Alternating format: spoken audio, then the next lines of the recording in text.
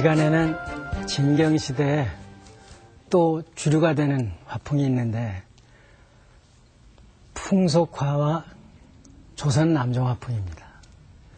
그래서 이 시간에 이제 그 풍속화란 무엇이고 조선 남종 화풍이란 무엇이며 또 그런 그림이 구체적으로 어떤 거냐 하는 거를 여러분들한테 보여드릴 텐데 이 그림 맨 처음을 보내주세요. 이거 보면은 여러분들 금방 우리 풍속인 줄 알 수 있죠. 저고리 입은 촌안악내가 절구지르고 있는 장면이에요. 이걸 그린 분이 바로 관아제, 여기 관아제라고 썼죠. 관아제. 조영석이라는 분이에요. 근데 이 관아제 조영석은 겸제하고 같은 동네에 살았어요. 겸제보다 딱 10년 후배로 1686년생인데 이분이 겸제 나중에 돌아갔을 때 애사도 쓰고 그래가지고 그 애사 속에서 겸제의 일생을 자세히 알 수가 있었습니다. 굉장히 10년 선배라도 존경을 했어요. 존경을 했는데 그래서 스스로 산수화만은 자기는 도저히 겸제를 따라갈 수 없고 인물화는 스스로 낫다고 그랬는데 여기서 여러분들과 아까 겸제 그림 가쓰고 도포 입은 우리 모습하고 비교하면은 글쎄 과연 확실히 날 수 있겠느냐 하는 의문이 들 정도예요. 근데 이분은 주로 풍속화를 많이 그렸어요. 그러니까 풍속이라는 거는 우리 풍속이라는 얘기예요. 조선 풍속. 그걸 왜 풍속이라고 이제 이름을 붙였냐 하면은 조선 풍속이 세계 모든 풍속의 제일 으뜸이라고 생각했거든. 그러니까 과거에는 조선 전기 그리면은 이제 책보따리를 진 그 동자가 선비 뒤를 따라가는 모습을 그렸는데 그 동자가 책보따리를 맨 게 멜대로 맸어요, 이렇게. 근데 우리는 멜대로 안 매죠. 우리는 지형이 전부 이런 산악지역으로 돼 있기 때문에 모두 언덕으로 지나야 돼. 어디를 가도. 그러니까 멜대로, 수평인 멜대로 지고 가면 이게 이렇게 돼가지고 짐이 쭈르륵 미끄러져 내려와서 도저히 짐을 멜대로 지고 다닐 수가 없어요. 그래서 지게가 발명이 된 거예요. 그런데 조선 전기에는 한결같이 중국은 평지가 많으니까 멜대로 짐을 지죠. 멜대로 짐지게 그려놓고 있어요. 근데 겸제 때 와서야 지게가 등장합니다. 그림 속에. 이렇게 그 생각 하나 차이가 그 사물을 보는 시각이 전혀 달라져요. 그러니까 그런 시대의 이 관아제는 우리 모습을 그리니까 세계 모든 풍속 중에 우리 풍속이 기준이 돼야 된다는 생각을 가졌던 거예요. 그러니까 청나라에서 그 중국의 그 한족들이 변발 호복을 하고 있는 거는 그건 완전히 오랑캐 복색을 하고 있는 거라고 우리는 생각을 했단 말이죠. 그러니까 그림 속에 뭐가 표현되겠어요? 우리 생활 모습이 표현이 되지. 그래서 이 시기에는 이 관아제를 필두로 해서 이렇게 풍속화를 그리는 부류들이 있었는데 그거는 겸제보다 10년 후배 정도가 그랬단 말이죠. 근데 이 그림을 보면 여러분들 다시 중국풍이 들어온 것 같죠. 여기 인물도 중국풍의 인물이고 건물도 그렇고 단지 이 산봉우리만 겸제 그림 영향을 약간 받은 것 같은 느낌을 받을 거예요. 이 그림은 현재 심사정이라는 분이 그린 그림이에요. 근데 이 현재라는 인물도 사대부 집안 출신이에요. 사대부 집안 출신인데 이 역시 아주 기고한 그 집안 내력을 가지고 있어서 그림으로 평생을 살지 않으면 안 되는 그런 인물이었단 말이에요. 이 현재는 정조부가 만사심지원이라고 해서 효종 때 영의정 지낸 분이에요. 그리고 이 조부, 할아버지의 형님, 그러니까 둘째 그 할아버지, 심익현이라는 이는 효종 부마였단 말이에요. 그러니까 명문 중에 명문이에요. 정조부가 영의정이고 종조부가 부마였으니까.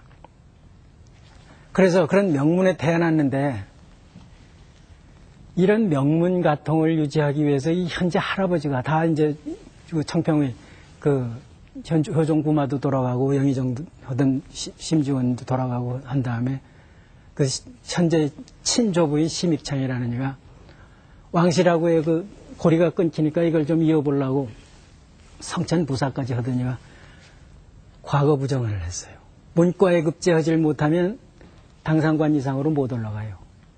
그러니까 당상관 이상으로 올라가기 위해서 과거 시험 부정을 했단 말이에요. 그러니까 조선시대도 요새 못지않게 과거 부정이 행위가 많아요.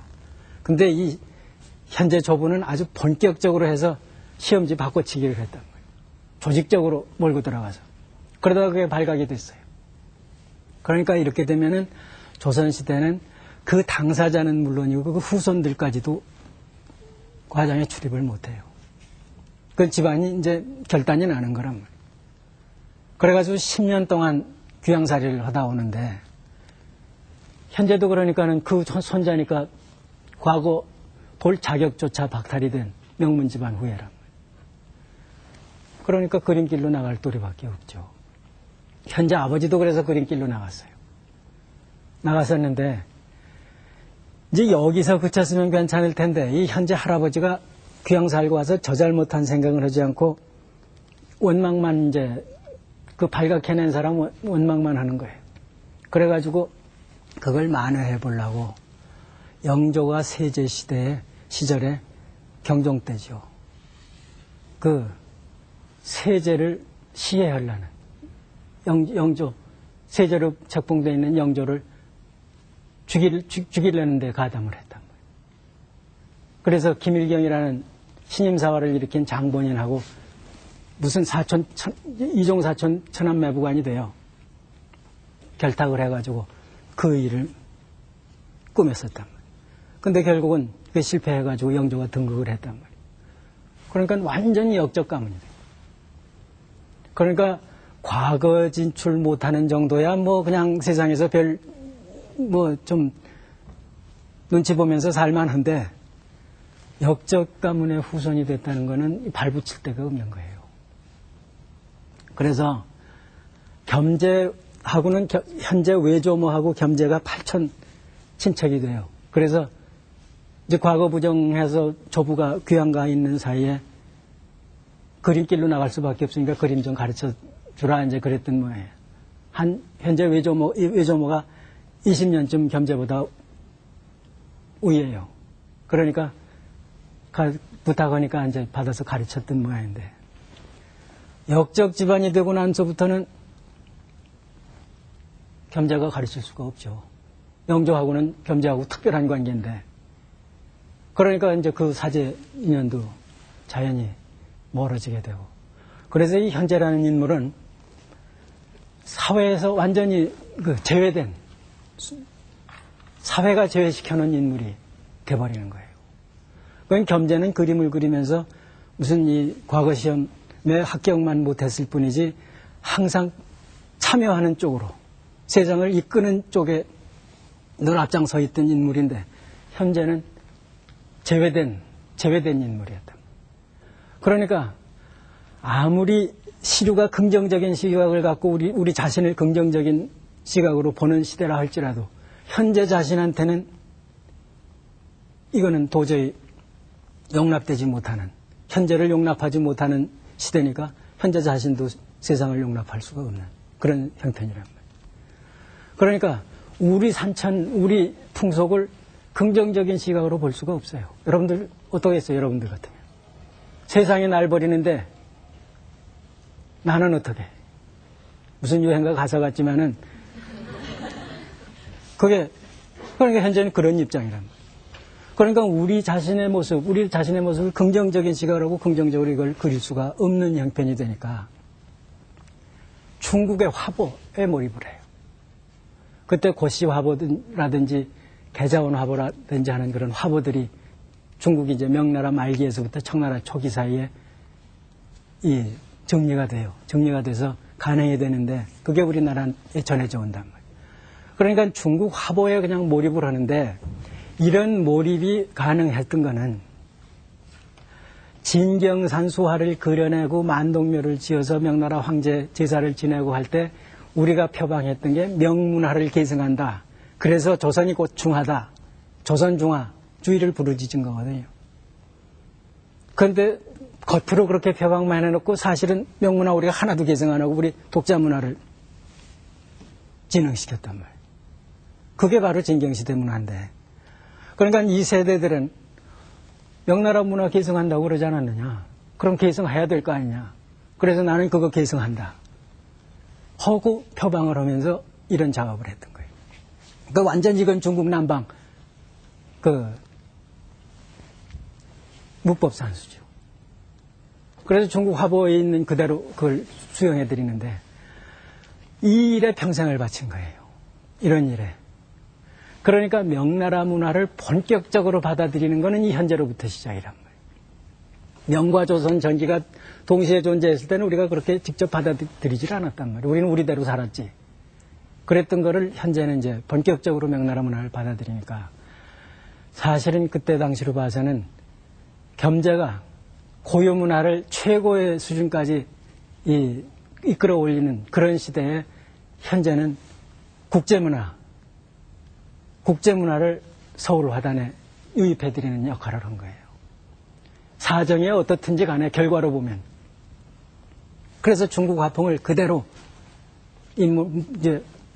임무를 해서 평생 임무하고 그걸 바탕으로 그림을 그리는데 이분이 그렇게 이제 그 명문화를 본격적으로 개성한다고 표방을 했어도 시대 상황이, 시대 정신이 우리 고유 문화를 겨냥하는 그런 시대란 말이에요. 그러니까 자연스럽게 조선 고유색이 드러나요. 그 다음에 그 사진을 좀 보여주세요. 그래서 이런데도 이게 그 만폭동이에요. 겸재가 만폭동 그림하고 비교하면은 상당히 다른 표현인데 이 속에도 역시 겸재의 특징도 여기 그대로 들어가 있다.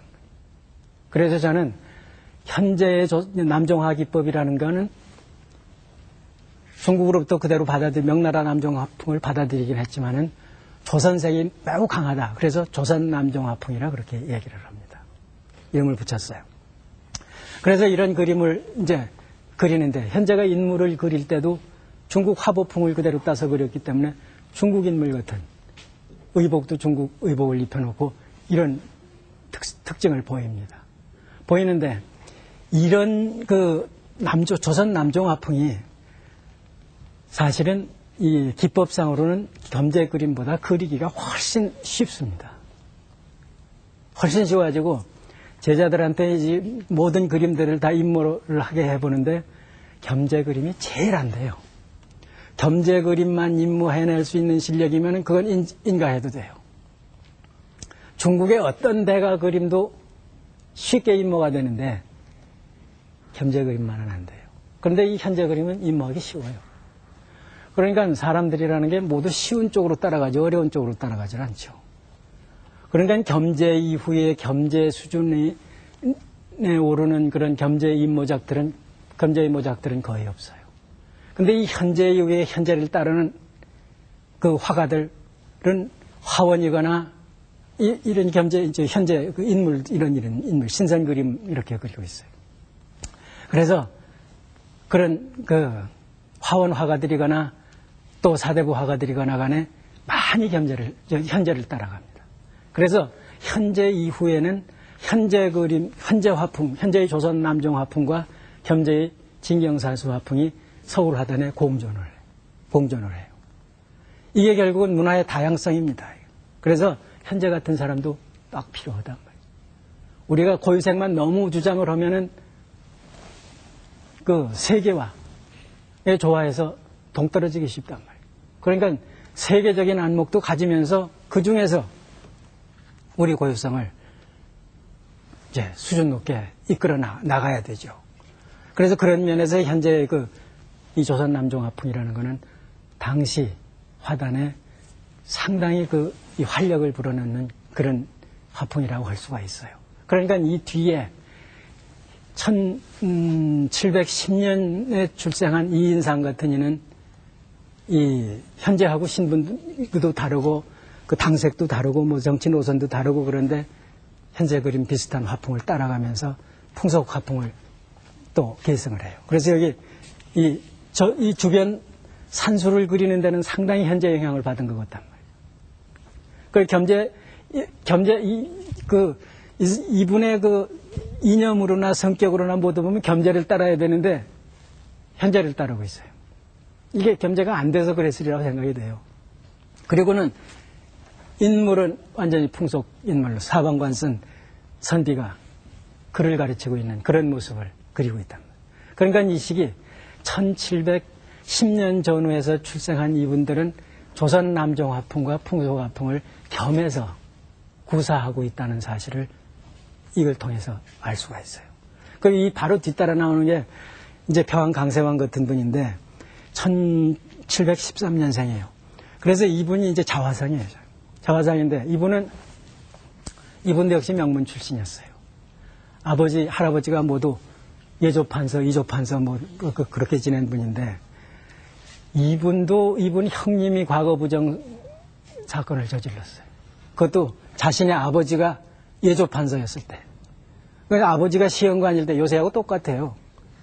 시험관일 때 아들이 부정행위했단 말이에요. 그러니까 망신도 그런 망신이 없죠.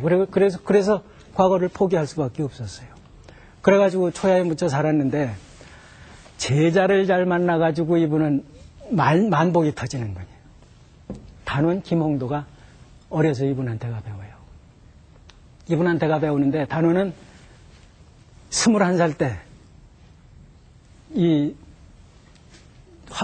화원 화가로 영조한테 무슨 의식의 그 수작도라고 하는 그림을 이제 그리는데 참여를 해가지고 임금한테 알려지기 시작해. 21살에.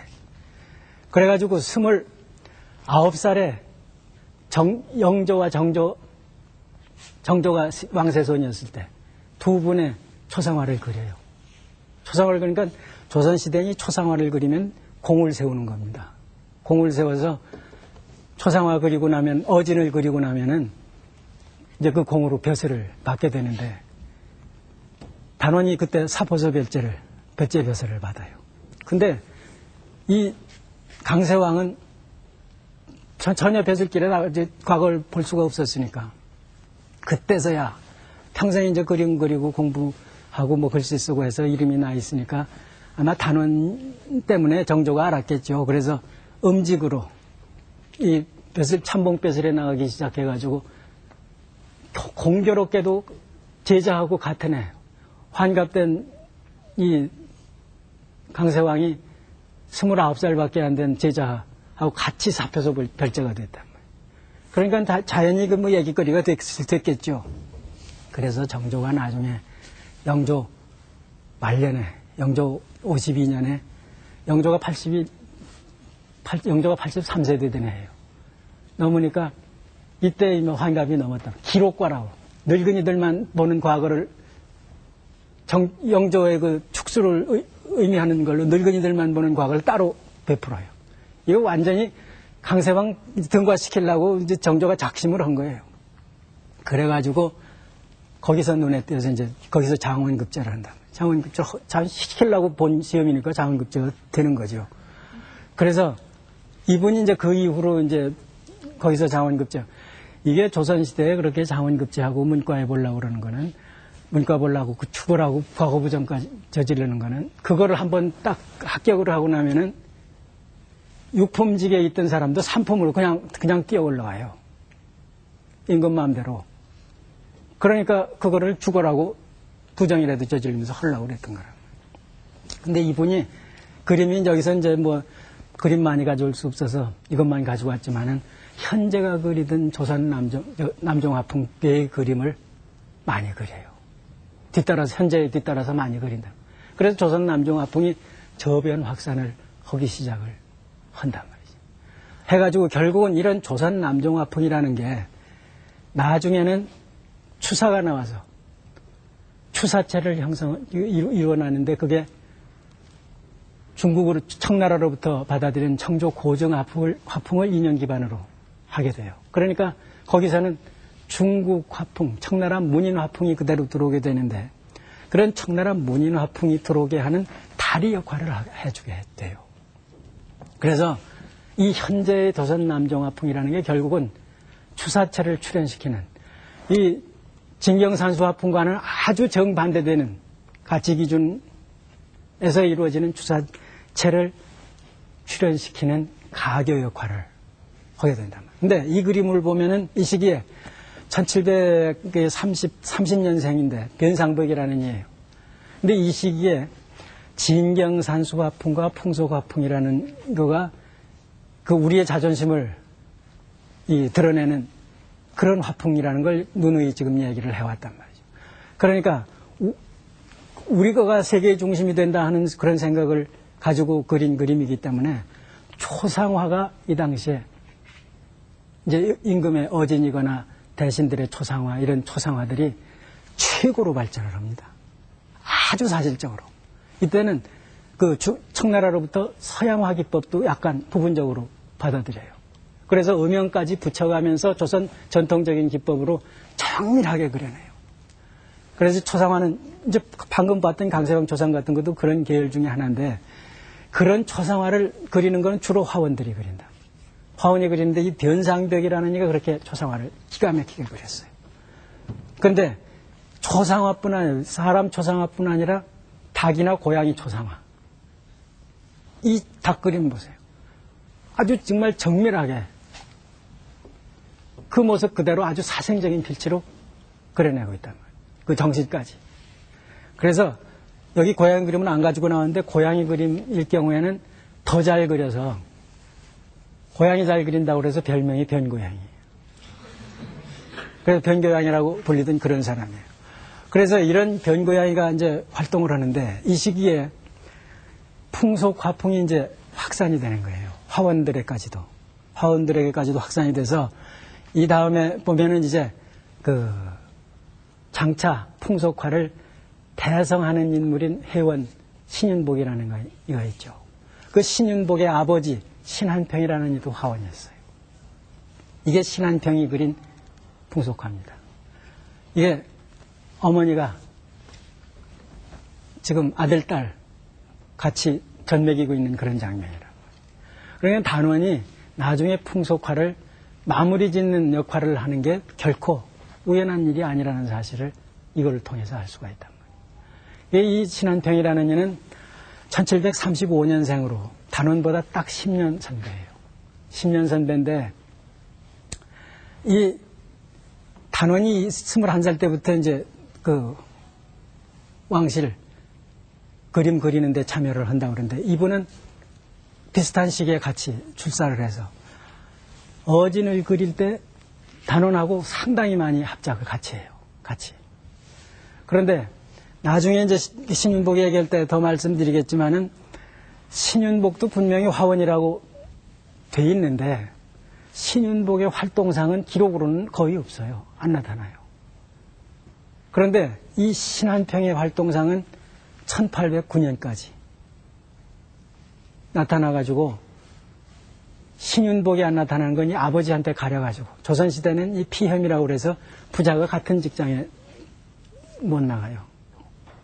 그러니까 아버지가 화원 생활을 뭐 근 50년 동안 내려하면서 국왕 측근에서 늘 어진 그리고 그러니까 신윤복은 늘 곁으로 돌았던 것 같아요.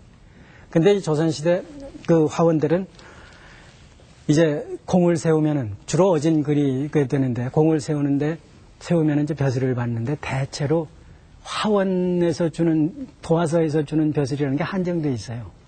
도화서 별제밖에 없고 그러니까 무관직을 줍니다. 무관직을.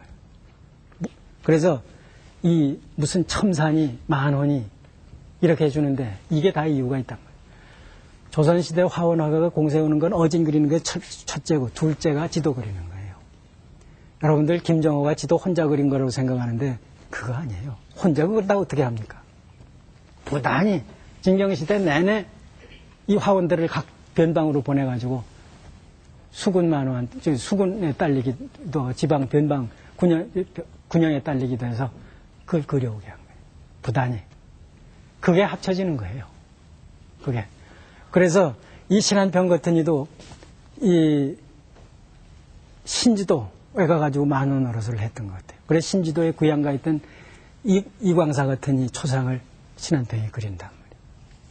그래서 그런 걸 보면은, 근데 나중에 이제 이 해원도 첨사배설을 했다고 하는데, 그도 이제 해원도 그 주변을 돌아다니며 이제 많이 변방에서 그림을 그렸던 것 같아요.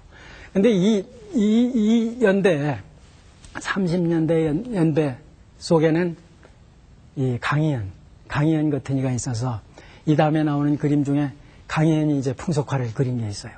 그래서 이 당시 1730년생들, 이 다음 그림을 보내주세요. 30년대 생들은 이렇게 마루 위에서 지금 무슨 시를 짓고 있는 그런 장면, 갓 쓰고 도포 입은 그런 장면들을 그대로 지금 보여주고 있다. 그래서 이런 그림들이라는 게 모두 이 풍속화, 이 당시의 풍속화가 일반화되어 가고 있다 하는 사실을 알 수가 있어요. 그래서 이런 이 시대는 조선 풍속화와 조선 남정화, 남정화와 풍속화가 공존하던 그런 시대라고 할 수가 있단 말이에요. 그런데 요 바로 뒤를 이어가지고 단원이 출현을 해요. 단원이 출현을 하게 되는데 단원은 1745년 5년생입니다. 그래서 아까도 이제 말씀을 드렸지만은 표암 강세황 밑에 가서 7살 때부터 배웠다는 거예요. 7, 8살 때부터. 배워가지고 이제 워낙 천재성이 뛰어나서 20대 벌써 이제 어용화가가 돼가지고 나가는데, 단원은 이 29살 때 정조를 처음 만나는데, 정조가 1752년생으로 정조는 22살이었어요. 그러니까 그때 이미 왕세손으로 대리청정을 하고 있었단 말이에요. 그러니까 단원, 정조의 입장으로는 20대 같은 또래로 단원을 처음 만났으니까 거기서 단원에 대한 애정이 굉장히 강했던가 봐요. 강해가지고 단원을 평생 측근으로 생각을 하고 늘 곁에 두고 있었다. 그래서 글만 쓰는 게 아니라 그림을 그려서 그걸 구체화시켜야 될 필요가 있을 때는 화원들 나오면 즉각 그림을 그려서 그걸 보충하게 했다. 그래서 그런 화원들을 자비대령 화원이라 늘 대령하고 있다가 명령하면 곧바로 시행하게 되는 그런 화원이라 해서 그걸 대령시키고 있는데, 그러니까 화원 중에 선발하는 사람들이죠. 그 선발하는 사람 중에 신한평 같은 이는 늘 거기 끼어요. 늘 끼는데 단원은 거기도 안 넣고 따로 독립시켜가지고 혼자 정조가 독점하고요. 측근에 완전 측근, 시종과 같은 측근으로 곁에 두고 이제 부렸던 거예요. 그래서 그런 단원이기 때문에 단원은 자신이 화원화가임에도 불구하고 자신이 무슨 정조 측근에 있는 1급 사대부로 늘 착각하고 살았다는 거예요. 늘 착각하고 살아서 이게 이제 단원 그림인데, 여러분 여기 보면 소 그림 보세요. 우선 소. 조선 전기에 김씨가 그렸던 소는 물소였죠. 이거는 우리 소란 말이에요. 완전히 우리 소고, 이게 소 타고 지게 지고 나무 지고 있다. 그러니까 완전히 조선 전기의 이 멜대에다가 짐 지고 가던 거하고는 판연이 다르. 이게 바로 우리 고유색이에요. 그래서 단원이 풍속화의 대가라 하는 거는 단원은 풍속화만 그린 거예요. 어진 잘 그려서 인물화 잘 그리고 사람 모습 그대로 그려야 어진을 잘 그리니까. 그리고 이런 풍속화. 그러니까 어떤 사람의 초상이 아니라 일상 풍속을 이제 그린단 말이에요. 일상 풍속을 그리는데 이렇게 우리 풍속을 정확하게 관찰을 해가지고 정확하게 표현을 해요. 그래서 여러분들이 이제 보통 알기로는 단원은 풍속화가다 이렇게만 알죠. 그런데 사실은 단원이 더 잘 그린 그림이 있어요. 그게 모든 화과를 다 잘 그리지만은 이 신선 그리는 신선도 그림을 초년에는 아주 많이 그려요. 그러니까 이렇게 이 태평성대가 오래 지속이 되면은 사람의 유일한 소망이라는 것은 오래 사는 거죠. 그래서 신선사상이라는 건 생명을 연장시켜서 오래 사는 거란 말이에요. 오래 사는 건데 그렇기 때문에 신선 그림을 사회에서 많이 요구를 하죠. 궁궐에서도 그렇고 사회에서도 그렇고. 이거는 풍속화예요. 이거는. 이 선비가 지금 봄나들이 나선 장면인데 말 타고. 그런데 가다 보니까 꾀꼬리 한 마리가 울고 있단 말이에요. 그래서 이제 망연자실해서 쳐다보고 있는 그런 장면인데 이런 건 이건 풍속화예요. 그래요. 이래서 이제 단원이 풍속화 잘 그린다는 소문이 난 거란 말이에요. 그리고 그 다음에 이제 보면은 이 씨름하는 장면 같은 것도 있든지 뭐 이 서당에서 내맞고 오는 장면 뭐 이건 국립박물관에 있는 단원 풍속화첩이에요. 근데 이런 풍속화첩은 본래 경직도라고 그래서 농사짓고 길쌈하고 하는 일반 그 농경생활의 서민들의 모습을 그리는 그림입니다. 근데 그런 그림은 이미 송나라 때 이 중국 사람들이 자기네 풍속을 가지고 그려놨어요. 그거를 단원은 완전히 우리 풍속으로 바꿔가지고 우리 주변 모습을 그대로 사생을 해냈단 말이에요. 사생을 했는데 이런 단원이 이제 그 풍속화뿐만 아니라 그런 아까 얘기하다만 신선도 그림을 초년에는 많이 그려요. 그래서 그 신선 그림을 그리는데도 신선 그림을 좀 보여주세요. 이 과로독이라는 게 그 신선도인데 이런 그 과로독이 이 방금 과로독이 이게 바로 신선이에요. 이 신선 그림은 장과라는 당나라 때 신선이 있었다는 거예요. 신선이 있는데 이 신선은 몇 천사를 살았는지 알 수가 없는데 늘 이렇게 종이로 당나귀 한 마리를 접어가지고 당나귀 형상의 종이를 접어가지고 다니다가 자기가 타고 싶을 때는 그 종이를 펴고 물을 훅 뿜으면 나귀가 됐다는 거예요. 그래서 지금 타고 있는 게 그 나귀예요, 그게. 그래서 지금 그 도경을 이렇게 읽고 있는데 중국의 신선들은 꼭 문어 머리처럼 이렇게 머리가 길든지 뭐 이렇게 해서 괴상하게 표현을 해요. 근데 여기는 이웃집 할아버지 같죠. 우리 모습으로 그린 거예요, 완전히. 이 시대는 모든 게 다 우리가 기준이에요. 신선도 우리 모습. 그런데 이 단어는 나중에는 아주 굉장한 불교의 광신도가 돼요. 그래서 불교에 관한 불교에 관계된 그림들, 그거를 이제 석가 집안의 그림이라 해서 석화라 그렇게 했는데 그래서 합쳐서 도석이라 이제 신선 도가의 그림과 석가의 그림을 합쳐서 그림이라 해서 도석화라고 부르는데 이거는 달마도해도예요. 절로도해라 이렇게 했는데 이게 무슨 그림이냐면 예전에 달마대사가 이 남쪽 양나라에서 북쪽 그 위나라로 갈 때 양자강을 걸리면서 갈대 숲을 꺾고 지나갔다 하는 얘기를 나중에 갈대를 꺾어서 타고 갔다는 식으로 이제 이 해석을 확대해가지고 달마대사 저렇게 갈대 한 입 타고 물 건너는 형상을 그려놓고는 도해라고 나중에 바다까지 건넌다고 그렇게 바꿔놓은 그런 화제예요. 그런 화제인데 여러분들이 달마도 보면은 뭐 눈이 푹 이렇게 왕방울 눈으로 하고 코가 푹 들어가고 뭐 이런 소위 호모범상이라고 그래서 그런 모습인데 완전히 이웃절 스님이죠. 우리 이웃 스님 모습 그대로랍니다. 단원은 이렇게 바꾸는 거예요. 과감하게. 그러니까 당당하게 자기 주관이 분명하고 자기 이념이 분명하니까 이렇게 우리 모습으로 도출해낸 거란 말이에요. 이런 그림을 그려내서 이런 단원이 이렇게 이 광신도가 되는 거는 이 정조가 이 용주사를 지으면서 단원한테 그 용주사 이 불상 제작을 비롯해서 그 이 탱화, 호불 탱화 이런 거를 조성하는데 총책임을 맡겨요.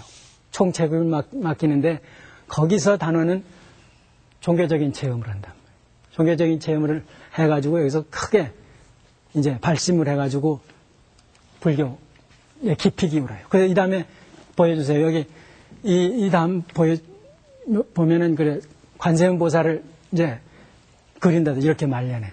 관세음 보살을 그리는데 이거는 단원이 62세까지 사는데 거의 그 돌아가기 직전에 그려낸 관세음 보살상이 아닌가 그렇게 생각을 해요. 그래서 이런 관세음보살상 이제 불교에 어떻게 경도돼 가는가 하는 거는 다음 시간에 말씀을 드리기로 하고 오늘은 이만 그치기로 하겠습니다.